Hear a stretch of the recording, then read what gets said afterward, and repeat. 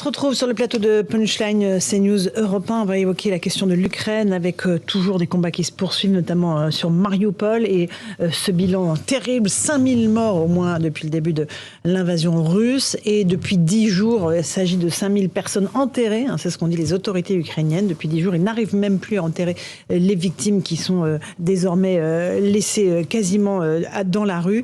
On va écouter ce que dit cette réfugiée ukrainienne à Solène-Boulan et puis on en parle avec vous, Vincent Herouet.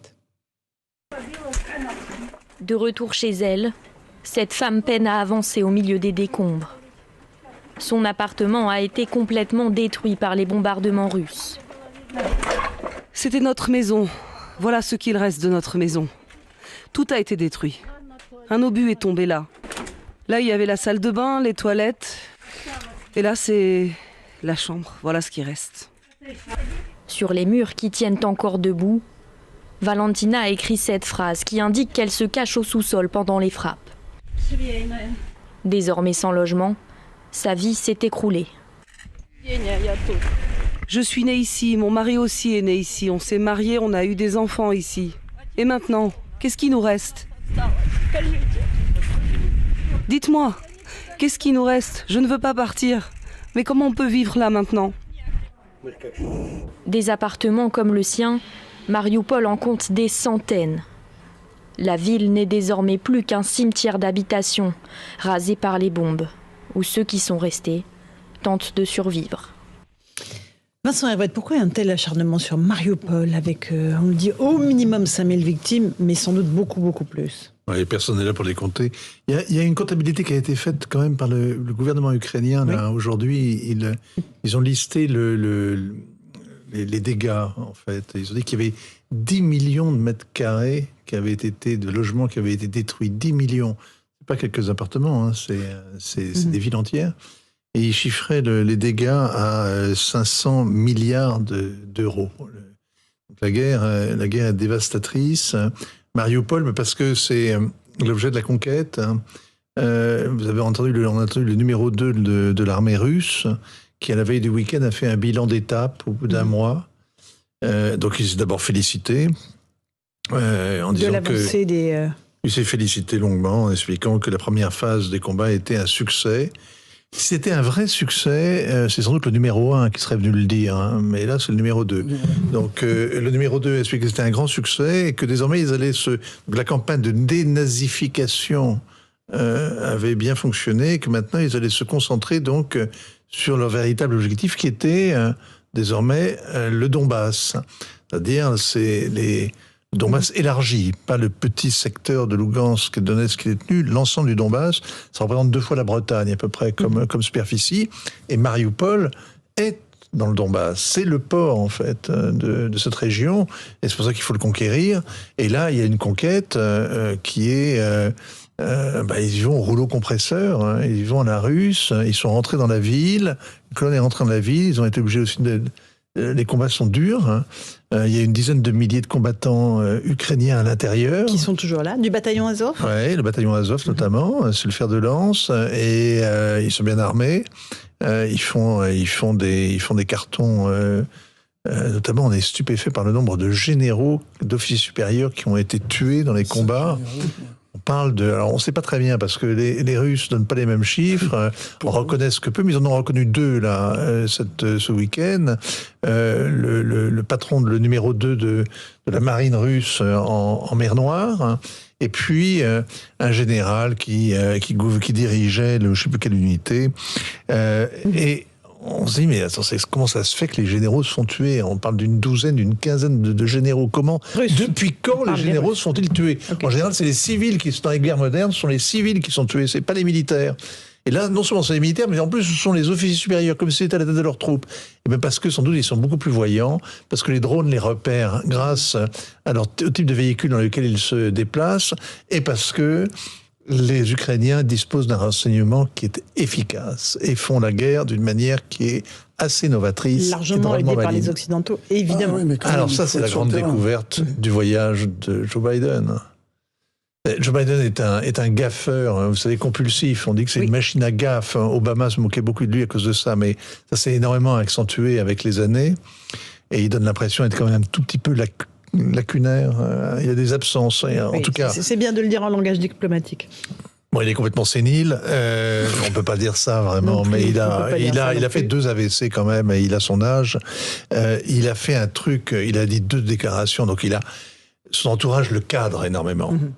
Donc tous les discours sont écrits, les conférences de presse sont pas trop oppressantes, elles sont réduites, il y a très peu de journalistes et c'est vraiment, ça dure le temps qu'il n'y ait pas le temps et là, il a lu son discours de 27 pages, de 27 minutes, et puis il l'a refermé, on a éteint le prompteur, et il a improvisé. Catastrophe, ils se sont tous dit qu'est-ce qu'il va dire, et il a dit une énormité en disant que Seigneur Tout-Puissant, oh mon Dieu, qu'on nous débarrasse de ce type-là, il peut pas rester au pouvoir en parlant de Poutine. Alors évidemment, c'est exactement le contraire de ce qu'il venait d'expliquer, où pendant les 27 minutes, il avait prôné l'unité des Occidentaux. Et donc, depuis 48 heures, tout le monde rétro-pédale furieusement en disant « Mais non !» on dit au Kremlin, où ils sont très paranoïaques, « Mais non, c'est pas vous qu'on veut absolument abattre. Mais non, il ne l'a pas dit, et il ne le pense pas. C'est le contraire qu'il voulait exprimer. » Ça pénalise les pourparlers en cours, ce type de déclaration de Biden, voulez, quand il dit Poutine est un boucher, Poutine est un criminel de guerre. Non, mais ça qu'il le traite de tous les noms, c'est pas très grave. Hein, mais qu'il veut le remplacer, ça c'est grave. Aussi. Et quand il dit qu'il faut le faire sauter, là, vous changez quand même. C'est-à-dire que l'Ukraine n'est qu'un prétexte. Or, c'est exactement ce que pensent les Russes. Si vous voulez, depuis 2007, le but de Vladimir Poutine a été explicité, c'est réunifier les 3 Russies, la Russie que l'on connaît, la grande Russie, la petite Russie qui est l'Ukraine, et la Biélorussie. Donc, être le tsar de toutes les Russies, c'est ça. Bon, c'est ça l'objectif. Et donc, terminer le frotti-frotta avec l'Occident, lui restera dans son coin avec ses amis russes. Vous venez lui dire qu'on veut qu'on se sert de l'Ukraine pour le blackbouler. Évidemment, c'est ce qu'il croit. J'ajoute qu'il a fait quand même une deuxième déclaration, Biden incroyable. C'est qu'il est devant la 82e Airborne, donc les parachutistes qui sont cantonnés à la frontière de l'Ukraine et qui sont là pour protéger les Polonais, ou en tout cas leur donner l'illusion qu'ils sont protégés. Et là, il leur dit, il s'adresse à eux, il est donc, il est dans une atmosphère de fraternité. Le commandant en chef parle aux troupes et il leur dit... vous verrez quand vous serez là-bas, il parle de l'Ukraine évidemment, vous verrez quand vous serez là-bas. Et d'ailleurs, certains d'entre vous, ils sont déjà allés. Ah. Donc, il n'est plus question donc, il est question d'aller là-bas. Donc, là encore, la parano du Kremlin, la propagande du Kremlin... Alors qu'il dit l'inverse, il dit jamais aucun soldat américain ne mettra les pieds sur le sol ukrainien. Ah bon, vous pensez qu'ils n'y sont pas allés, vous? Non, mais je dis le discours de Biden les précédents jours était précisément celui-là. C'est vrai que ça laisse un peu circonspect. En fait, c'est que dans le brouillard de la guerre, où les déclarations sont confuses, tout d'un coup, il y a eu une sorte d'éclaircie, et on a vu ce qu'il fallait voir. La vérité sort de la bouche des vieux enfants. La vérité, c'est que les Américains sont sur le terrain, sans doute, les forces spéciales, et que les succès de l'armée ukrainienne, de cette armée ukrainienne qui est magnifique au combat, qui fait reculer l'armée russe dans certaines zones. Hein. Oui, ils les font reculer. Alors, il y a le front du Donbass, là, ça bouge, et puis il y a en même temps les bombardements qui continuent. Alors des bombardements pour tenir des bouts d'armée, pour fixer des bouts d'armée ukrainiennes, notamment autour de Kiev, la capitale, mais aussi autour de Lviv. Il y a eu un bombardement avec un de ces super missiles hyper véloces là, qui a touché un stock de carburant. C'est-à-dire que les Russes profitent aussi du renseignement. Connaissent aussi le terrain. D'accord. Christian Proto, un dernier mot là-dessus. Oui, je voudrais revenir. Bien sûr, on peut toujours penser qu'il n'y a pas que de la présence technique et que peut-être il y a la présence d'accompagnement de formateurs de part des Américains, mais je pense que ça doit pas être suffisamment important pour qu'on puisse oublier que ce sont les soldats ukrainiens qui font la guerre, que cette guerre, ils la font bien, qu'ils la font avec des moyens modernes. Il faut savoir qu'ils ont un régiment qui est un régiment technologique avec que des drones, qui a été fait au départ à partir de volontaires qui étaient des hackers, qui utilisaient eux-mêmes de la technologie, qui l'ont proposé à l'armée ukrainienne.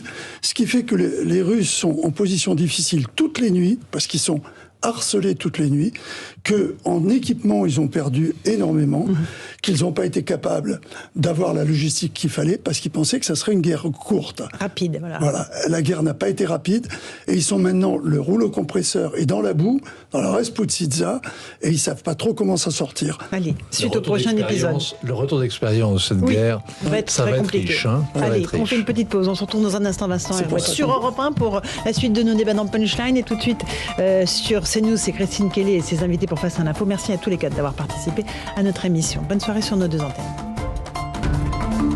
Laurence Ferrari sur Europe 1.